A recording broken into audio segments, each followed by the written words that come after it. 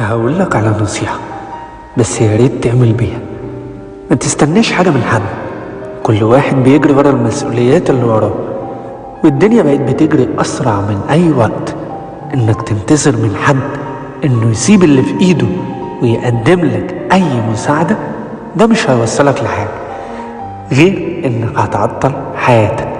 الناس اللي حواليك مهما كان حبهم ليك، ما تستناش منهم حاجة علشان ما تتعبش نفسيا لو ما عملوهاش.